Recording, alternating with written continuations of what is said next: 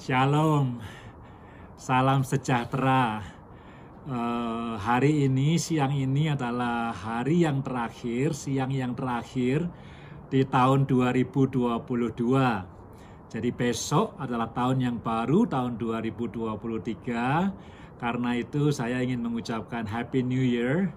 Selamat tahun baru, kiranya kasih setia Tuhan dan kebaikan Tuhan menuntun, memimpin, menyertai, dan memberkati hidup kita sepanjang tahun 2023. Nah, saudara, beberapa minggu terakhir ini sebelum kita mengakhiri tahun 2022, saya mulai merenung, saya mulai berpikir, saya mulai berdoa, saya mulai membaca Alkitab, mencari tahu, ingin mendengarkan suara Tuhan, kira-kira apa resep yang penting, apa kunci yang penting, untuk saya pribadi bisa memasuki, bisa melangkah, bisa melewati tahun yang baru nanti dengan penuh arti, dengan meaningful, dengan berhasil. Saya doakan, saya renungkan, saya pikirkan, saya baca Alkitab sampai satu saat saya diberkati sekali dengan Injil Markus pasal yang pertama, mulai ayat yang ke-35 sampai akhir. Di depan saya ada Alkitab, cuman saya tidak baca, saya mau cerita saja kepada saudara-saudara sekalian. Di dalam Injil Markus pasal yang pertama mulai ayat 35 sampai ayat yang terakhir di pasal itu, dikisahkan bahwa murid-murid Tuhan Yesus mengingatkan Tuhan Yesus bahwa begitu banyak orang pada waktu itu mengeluh-ngeluhkan Tuhan Yesus. Mengapa? Karena dia mengajar dengan penuh kuasa dan mengajar dengan luar biasa. Dan selain mengajar dengan luar biasa dan penuh kuasa, Tuhan Yesus juga mempertontonkan mujizat-mujizat yang hebat. Di antaranya kesembuhan, banyak yang tidak pernah disaksikan oleh orang Israel pada waktu itu, dikerjakan oleh Tuhan Yesus. Jadi mereka itu begitu memuja Tuhan Yesus, begitu senang dengan pelayanan Tuhan Yesus, dan mereka menanti-nantikan ingin mendengarkan khotbah-khotbah yang hebat lagi. Mereka menanti-nantikan ingin menyaksikan mujizat-mujizat yang lebih hebat lagi. Jadi murid-murid Tuhan Yesus mengatakan kepada Tuhan Yesus, "Hei, lihat itu, orang banyak menunggu kamu, orang banyak mengeluh-elukan kamu." Tapi out of the blue, jawaban Tuhan Yesus agak aneh. Dia mengatakan kita perlu ke kota-kota lain, kita perlu ke tempat-tempat lain. Karena kota-kota lain dan tempat-tempat lain juga perlu Injil, juga perlu pengajaran, juga perlu mujizat. Saudara-saudara, Tuhan Yesus mengambil keputusan yang tidak populer. Karena apa? Karena di tempat di mana dia berada pada waktu itu, orang-orang begitu menyenangi dia. Orang-orang begitu memuja-muja dia. Orang-orang begitu mengeluh-elukan dia. Tapi dia memilih keputusan yang penuh resiko untuk pergi ke tempat lain yang dia tidak tahu apakah orang-orang di tempat itu akan senang dengan pengajarannya. Dia pergi ke tempat lain, dia tidak tahu bagaimana situasi di sana. Dia tidak tahu apakah orang-orang itu akan memuji dia, akan menyenangi pelayanannya, khotbahnya, dan mujizat-mujizat yang dilakukannya. Dia tidak tahu sama sekali. Tapi dia mengatakan kepada murid-muridnya, "This is the time for us to live for other cities and other places." Ini adalah saat waktunya untuk kita untuk meninggalkan kota ini, pergi ke kota-kota lain, pergi ke tempat-tempat lain untuk mengajar dan melakukan mujizat-mujizat di tempat-tempat lain karena orang-orang lain juga membutuhkan itu. Itu kisah yang pertama, which is interesting to me. Yang kedua, dalam perjalanan Tuhan Yesus ketemu dengan orang sakit kusta, ya. Dan yang kusta ini mengatakan kepada Tuhan Yesus, kalau engkau mau menyembuhkan aku, pasti engkau bisa menyembuhkan aku. Lalu Yesus mengatakan, "Aku lihat kamu penuh dengan belas kasihan, compassion. Dan oleh karena itu, aku mau menyembuhkan kamu, sembuhlah engkau." Dan si sakit kusta ini kemudian sembuh. Nah, saudara, orang sakit kusta pada waktu itu sakit yang sangat tidak menyenangkan gitu ya. Bukan sakit flu, bukan sakit panas, bukan sakit lain-lainnya. Sakit kusta itu sakit yang dikutuk. Orang menjadi najis karena sakit kusta. tidak bisa bersentuhan dengan orang lain, tidak bisa bergaul dengan orang lain, tidak bisa punya teman, bahkan disisihkan dari keluarga terdekat, ya, tidak bisa bergaul karena dia najis, akibatnya tidak bisa bekerja. Jadi orang sakit kusta normally menjadi orang yang miskin, normally menjadi orang yang tidak bisa ke sekolah, tidak berpendidikan, normally menjadi orang yang tidak punya teman, yang kehidupan sosialnya tidak sehat. Jangankan beribadah, tidak bisa ke bait Allah dan seterusnya dan seterusnya. Itulah orang sakit kusta yang terkutuk, gitu ya. Tapi Yesus ketika melihat orang yang terkutuk ini, dia penuh dengan belas kasihan dan menyembuhkan dia. Kalau hari ini kita melihat pengemis di jalanan, kita melihat homeless di jalanan, orang sakit kusta lebih parah daripada itu. Hari ini homeless bukanlah kelompok, ya mungkin sebagian orang melihat homeless kelompok yang kurang beruntung, tapi kita tidak menyingkirkan dia, kita tidak menyisihkan dia seperti 2000 tahun yang lalu orang menyisihkan orang sakit kusta yang dianggap najis, tidak tahir. Nah, Tuhan Yesus ketika melihat orang ini, dia penuh belas kasihan dan kemudian menyembuhkan dia. Saya tidak tahu sepanjang tahun 2022 berapa banyak homeless yang saya lihat, berapa banyak orang miskin yang saya lihat, berapa banyak orang yang unfortunate yang perlu dilayani yang saya lihat. Saya bertanya-tanya, apakah hati saya pernah digerakkan betul-betul oleh belas kasihan untuk melayani orang-orang itu? Saya berpikir-pikir banyak sekali organisasi yang melayani pelayanan-pelayanan kepada homeless, kepada orang-orang miskin, yatim piatu, kepada orang-orang yang kurang beruntung. The very question that I have adalah, adakah hati yang penuh belas kasihan? Yang bukan sekedar activity, bukan sekedar kegiatan, bukan sekedar bagi-bagi uang, bukan sekedar kasih makan, bukan sekedar kasih sekolah, tapi compassion, belas kasihan. Compassion itu langka, saudara. Orang ngasih uang sama orang miskin mungkin banyak hari ini.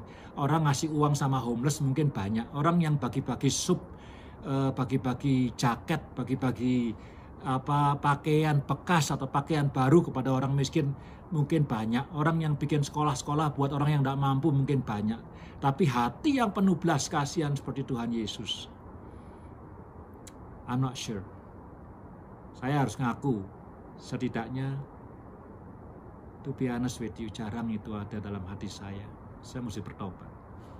Nah, saudara-saudara, Tuhan Yesus unik ya dalam kehidupannya ya. Dia mengambil keputusan-keputusan yang kadang tidak masuk dalam akal pikiran manusia yang sehat ya.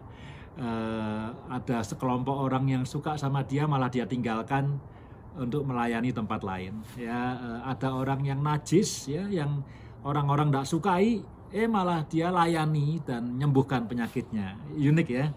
Jadi kalau kita maunya bergaul dengan orang-orang yang menyukai kita, ya kita tidak mau bergaul dengan orang-orang yang tidak disukai gitu ya. Kita maunya ada di tempat-tempat di mana kita merasa nyaman, dibutuhkan, dipuji, diapresiasi. Nah, kita mau di situ. Kalau kita ada di tempat di mana orang tidak apresiasi kita, orang tidak memuji kita, orang tidak membutuhkan kita, ya keluar aja ya. Banyak orang meninggalkan gereja mungkin karena itu ya. Banyak orang meninggalkan pekerjaan mungkin karena itu, tidak diapresiasi, tidak dibutuhkan, merasa tidak dibutuhkan, merasa tidak dihargai, kemudian dia meninggalkan.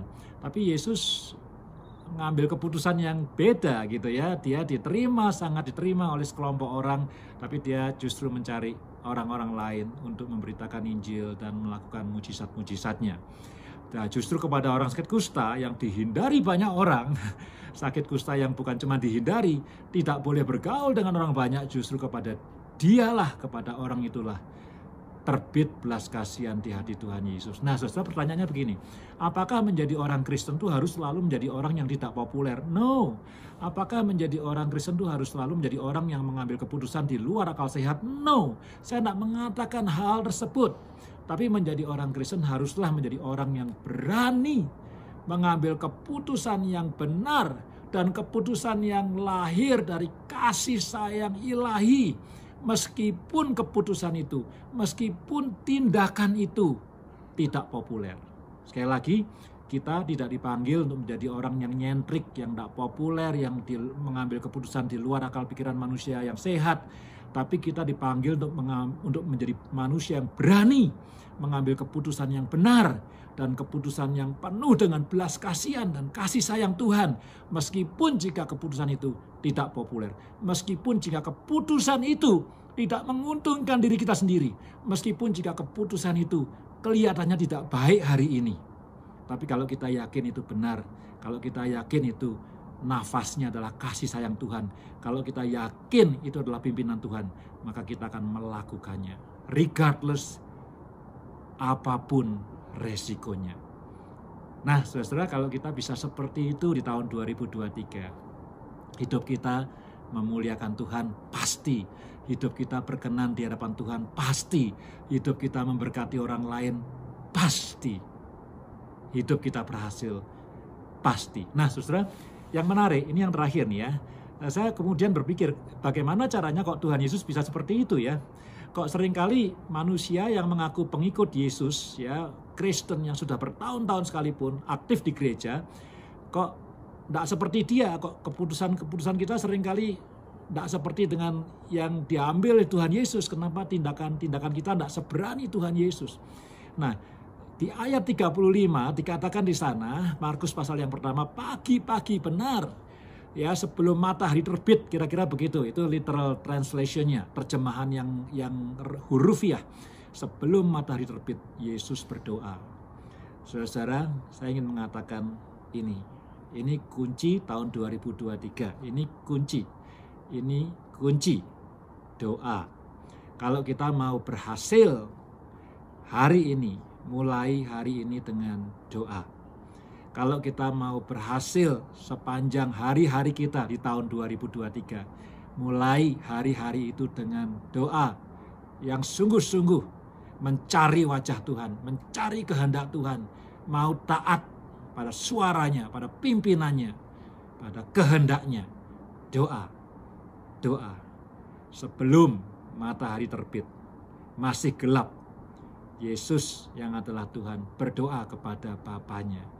Dan I think that is the key yang mengubah harinya Tuhan Yesus. Demikian juga kalau kita mengawali hari kita dengan doa, maka hari itu akan berubah untuk kemuliaan nama Tuhan. Hari itu akan berubah menjadi hari yang berhasil.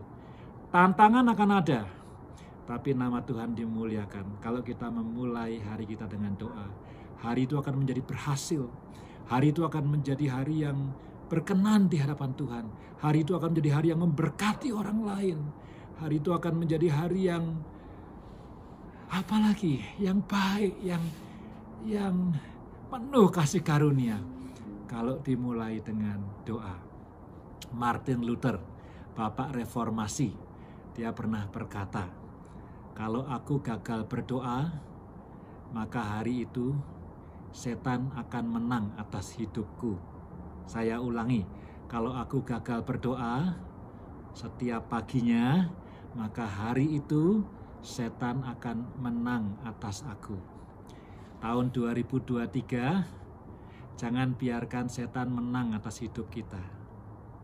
Saya ulangi, tahun 2023 jangan biarkan setan menang atas hidup kita. Mari kita mulai hari-hari kita dengan doa. Doa yang sungguh-sungguh mencari kehendak Tuhan, mencari wajah Tuhan, mencari pimpinan Tuhan. Dan kita lakukan apa yang dikatakannya kepada kita, apa yang dikehendakinya melalui hidup kita. Dari situlah Tuhan dimuliakan, orang lain diberkati, hidup kita berhasil dan penuh dengan kemenangan. Sekali lagi, selamat tahun baru, Tuhan memberkati.